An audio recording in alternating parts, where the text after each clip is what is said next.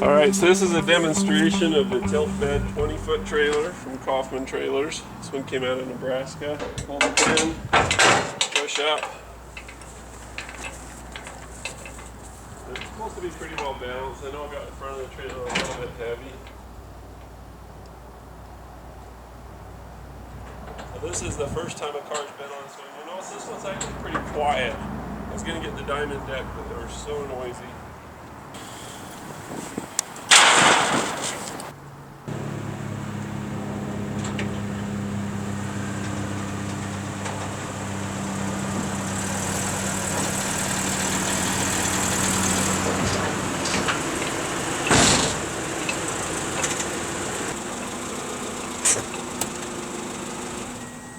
So the fenders actually clear pretty well with the Subaru.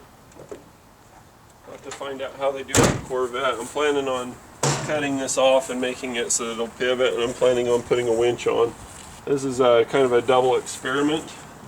What I'm going to do is I'm going to put a winch on, but where they mount their winch is in the middle, and there's nothing really to grab on most cars in the middle. Some of the Hondas have something, but most other cars like this has a hook right here, which means you want your cable to be about right here.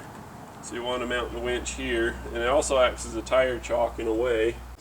So this is my PJ trailer. I've got a super winch. This one's an old one I bought for 200 bucks on a classified, and it's fast and it's awesome, and I absolutely love the thing. Debating on taking this one out. It's the same bolt pattern, but this would stick up pretty high, so I went against it. So long story short, you can see all the cables piled up on the left side toward the outside of the trailer. And the reason why is this isn't mounted in the center because there was a jack in the way, so I did it off to the side. I just did it as a removable one and just put in a little receiver square tube alongside the angle iron here. So with that, I thought, well, it'll be fine off to the side because everything hooks up off to the side. Well, I didn't get it over enough. I should have done it on the other side of the angle iron even further, or put in some more. So basically this thing sticks up really high. Nothing ever goes past it, so you don't even need these. But basically I'm always having to, when I'm winching and the cable's going out along here, I'm always having to shove it with my foot. So instead of looking at the car and really paying attention, I'm always looking at the cable to make sure that it doesn't get piled up. You can see it gets piled up to the point where it just binds on the thing. So thought to myself, the next time I put a winch on a trailer, I'm going to mount it further this way. I'll show you why on a car. There's a Subaru Outback. As you go down in here, you can see that it's got the little hook tie, and it's just right inside the wheel well. It's right in line with the frame pretty much. And that's the whole thing, is that it's in line with the frame because that's where the strength on the car is. So naturally you want your mounts and your chaining points to be right in line with the frame that you see here. If you go to hook onto my truck, it's easy because there's so much to hook to. You could hook to this, you could hook to these. Again, these are off to the side.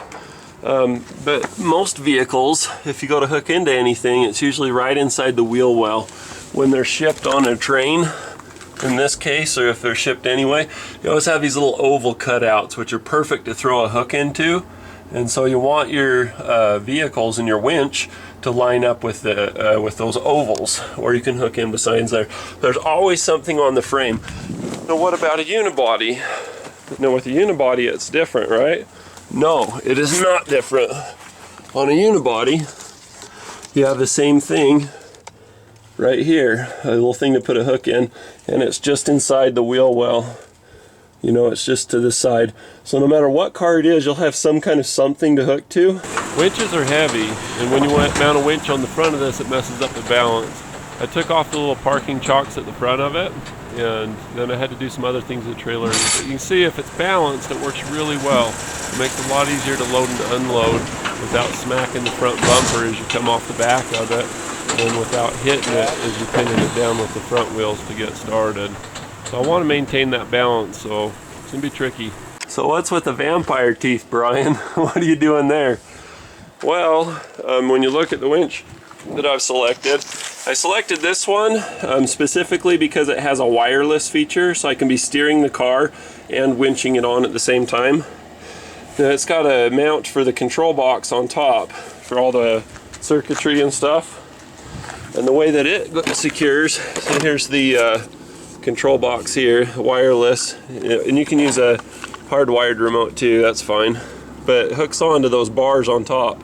So I just put bars onto my thing so that I could mount it in a way that would be out of the way so it doesn't get smashed, but also that it's convenient and easy to get to. So it was all torn up and yucky looking. It looked like I'd destroyed my trailer according to my mother and my wife, because it was all cut up. It actually looks good now. I got all the paint on it. It looks pretty factory. It's actually pretty balanced the way that it is. If you go to put I went through and I touched up all the paint around here too. It needed it. But you come to the back and hold the back down, and it comes right back up a little bit, but it kind of just hangs out there. It just stays, which indicates to me I'm not super far off. Like I said, I just went around and I touched up all the D-rings, touched up these things, you know, where I'd rounded them off so they're not so sharp like they are here. And overall, this thing's looking pretty good. I think it's turned out pretty nicely. Of course, there's always things that you'd do different the next time. I just don't know what they are yet because I like it so well. I did forget to clean these up. This thing's just gonna really mess somebody up. I'm actually gonna put the camera away and clean these edges up because they're just really, really sharp. I mean, they're just like fresh off the saw sharp, so maybe I'll do that and touch it up, and then by then the paint should be pretty dry and I'll be able to get that winch mounted again. See, I'd much rather take that in the hip or the shin. It's not nearly as sharp. It's not going to open me up. It's just going to say stop, and then I'll roll around it. Did the same thing on the corners here, here, here, and across the top here. It's already tapered, but it was still pretty sharp right there. So I did that, and then just did the same thing on this side. Took out the corners all the way around there and there. This one I'm not so worried about because you have a rub rail to kind of guard your leg if you were to brush across it this way. So this thing's been a lot of work, but it's getting there. It's getting to be where it's going to be a decent little trailer.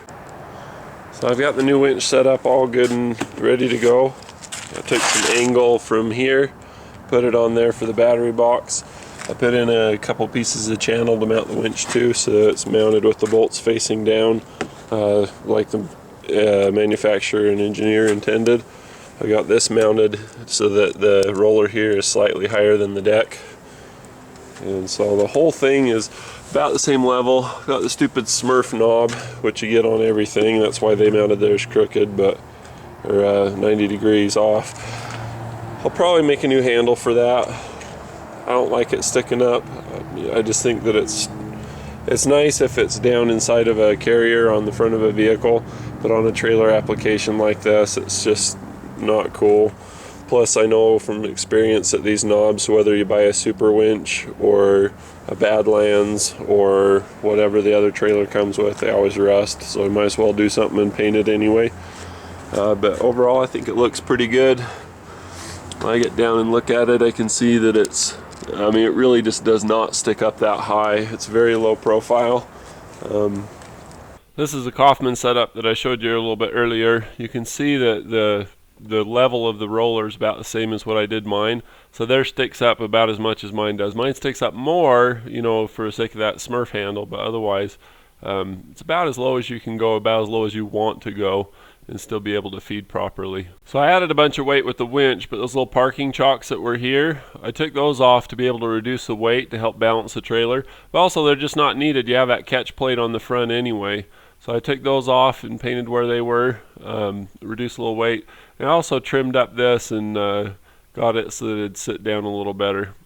I went to go do the crank this morning to hook the truck up.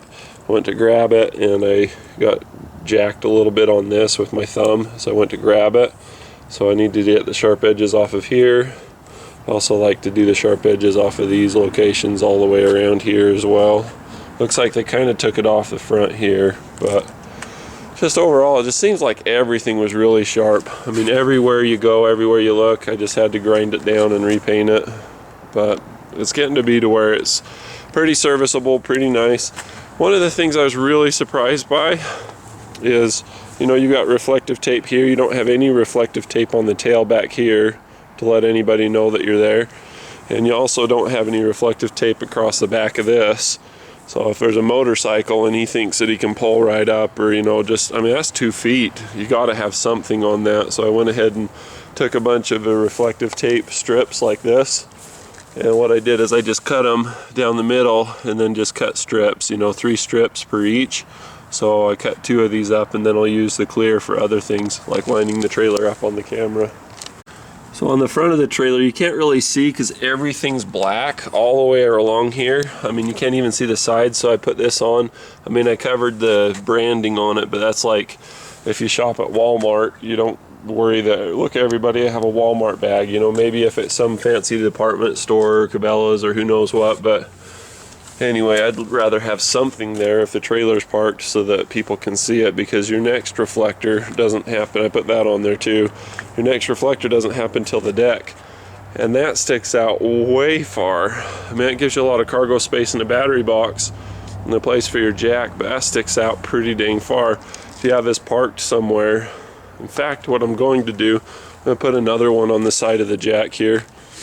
Speaking of the jack, how the heck do you get a lock to hook into that? I'd like to know. There's like no room. It's like right next to it. So, I don't know. You can see kind of from that it's just pretty tight. Seems like if you were to turn that sideways, I mean, there's all the room in the world to turn that sideways. There's no reason to have that chain link be turned this way. That just seems kind of dumb to me, but I don't know.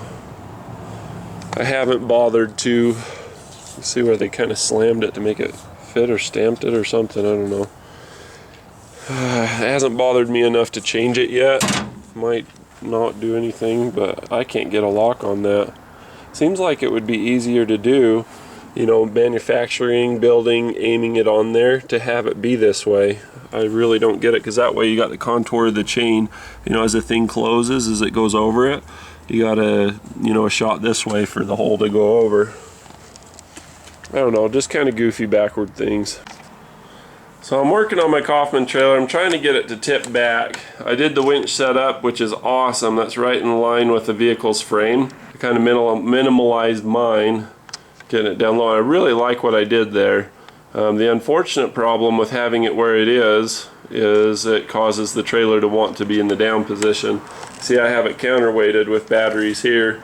I did manage to get the battery for this to be situated such that it's not on the tipping part of it, and but the weight of the control box here, so I've got a wireless winch set up so that I can do it by remote control, so I can be sitting in the car and drive it on. It's an awesome setup, but the one downside about the whole deal is were those batteries not on the tail of it like that, I'd be in trouble. The tail's so dang long, it gives you some leverage, but you want the weight of the trailer to be mostly in front of the axle or on the axle. So I was trying to devise a way to make that happen. The thing that I came up with was to do a spring. So I cut out a spring mount, and I put the spring, as you can see here, in that little cradle that sits on top of the hydraulic ram. And I don't know what the specifics of this thing are, so I just put it together this way, as you can see here, against the perch. So when I take the batteries off, it's going to stay up. So I'll go ahead and demonstrate that and just kind of film what happens. Hopefully it won't pop out of there and wipe out the camera. I'm not making any promises one way or another. Off with the batteries.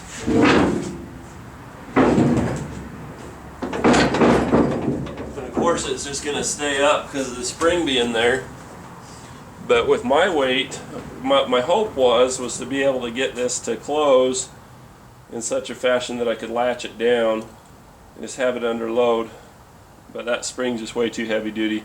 That's a spring off of a little Kia, so I figured it would be light duty enough. But as you can see, unfortunately it's not enough to be able to get the trailer deck to close. What if I push on the garage? With a car on it, it would be enough to close. That would put a lot of undue stress on the spring mount locations that I have. When I tip off the trailer, it's obliged to just tip back. We'll pull that spring out of there and I'll show you what it is I'm dealing with. basically I put a bathroom scale on the back of it, and I have to push with 50 pounds of pressure to get the tail to go down and stay down. That's the stay down pressure, is 50 pounds. So I need to find a way to apply that. So here's what we look like without the spring on that dampener.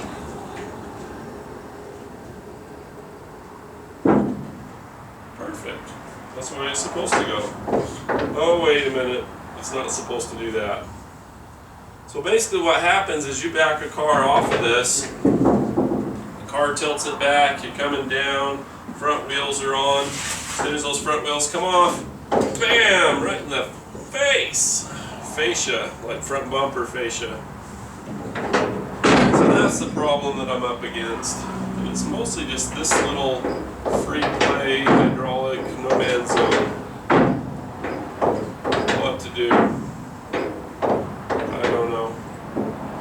I tried building a shock plate. Just tried making that dampener a McPherson strut. What I should do is pressurize it, but I don't know what that's going to do as far as pushing oil out of it. Let's find out.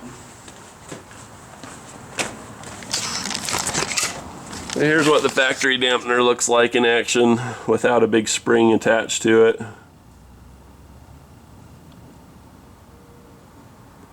It's like watching paint dry. Anyway, super easy when it comes time to get this rusty mechanism back together. Not so easy when it comes to backing a car off the dang thing or loading one on. So you have to hold that front end down with something. So want to see what I've been doing? I'll show you.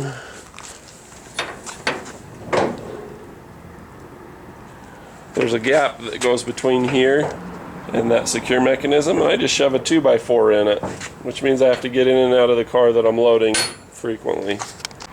So I've thought a lot about it and I've come to a decision. I don't have a spare tire on this. You can see I've got the mount for it, but nothing's on there. I didn't want to put it on it because it just seemed like it would get in the way, and I've just been hemming and hawing about spending the money on it. What I'm going to do is I'm going to buy that spare tire and I'm going to mount it underneath of here. It'll weigh more than the battery, and that should hold that down well enough.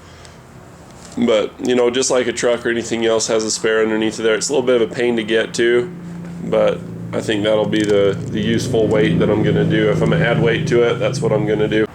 So $204 later, I have a matching tire and a wheel to be able to mount this up.